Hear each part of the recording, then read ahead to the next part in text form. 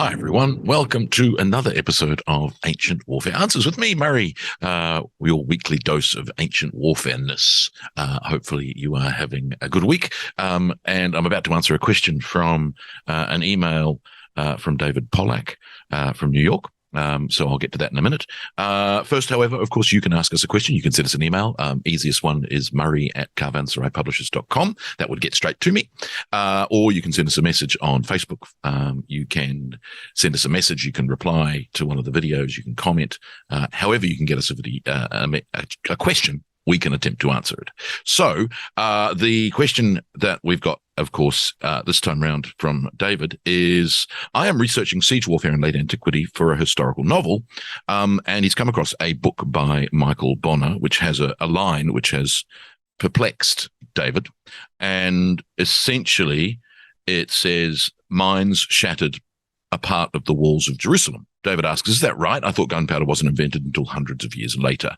So the first thing is, this seems to be a use of the word mine that doesn't really give us the proper sense of what an ancient mine in siege warfare was.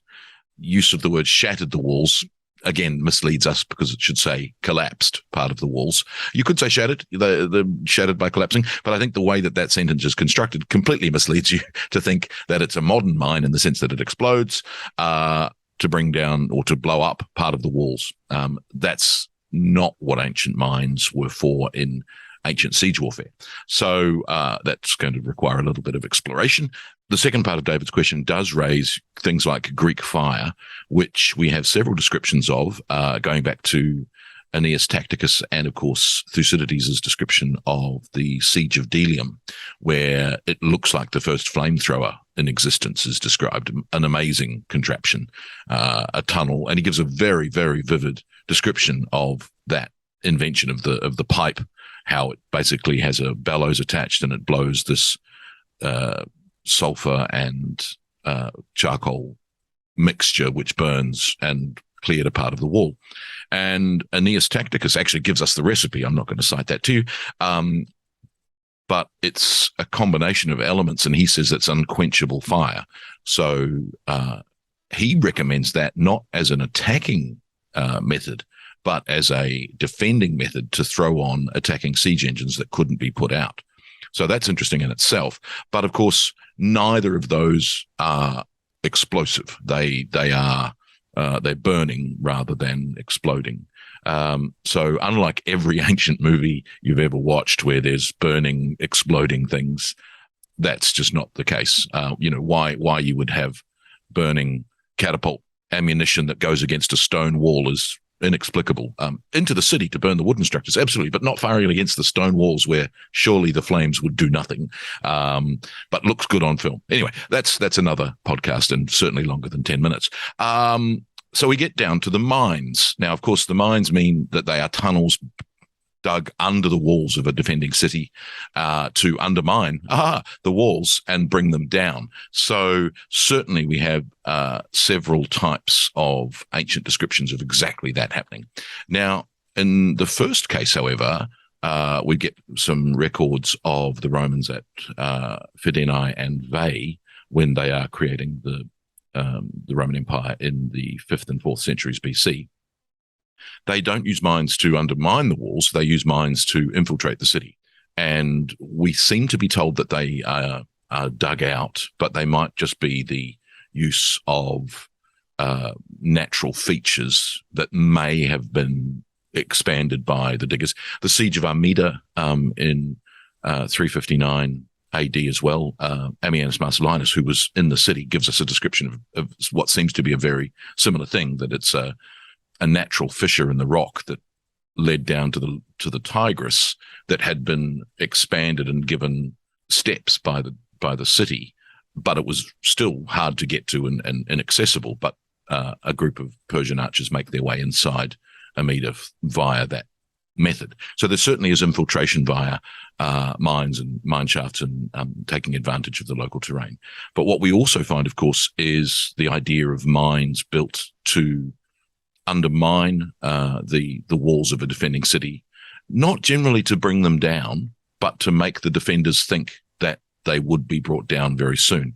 So, for instance, when Philip V of Macedon is besieging the town of Parnassos, Polybius tells us that the ground was really hard and rocky, and so actually making a mine was nigh on impossible. But what he ordered his soldiers to do at night was to collect earth and throw it in front of what looked like a mine entrance, so that the defenders would think that there was mining going on despite the difficulty, and that as these piles of earth grew overnight, the defenders would think that the mine was close to being finished. And sure enough, that's how they convinced the town to surrender.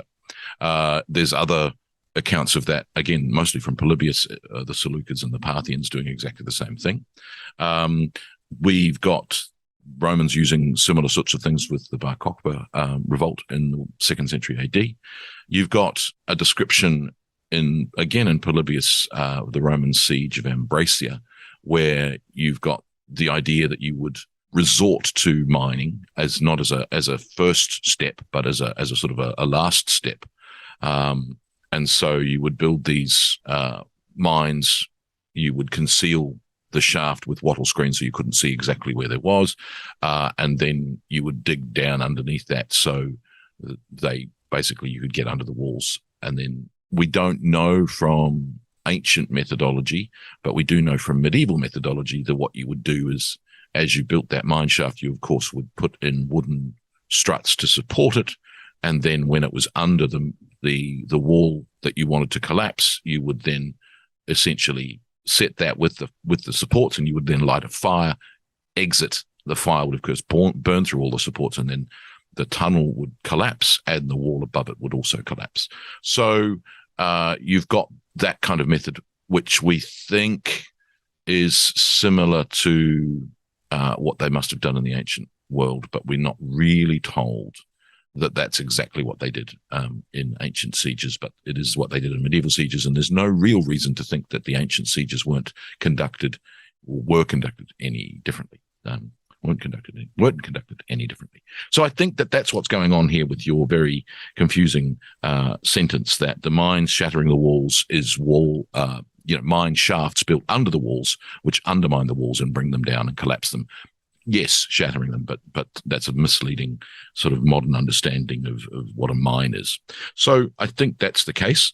We've got, lots of accounts of sieges, and normally, of course, you don't want to destroy your enemy fortifications because you want to use them when you get inside. So the best case scenario, of course, is that you get into the city with its defenses complete, and that way you can just take it over immediately. That's exactly what happens when Belisarius takes Carthage in the 6th century AD. The Vandals haven't repaired the walls, and when Belisarius takes it, he quickly repairs the walls. When the Vandals come back and look to attack him, they're amazed that the walls are repaired and got repaired so quickly.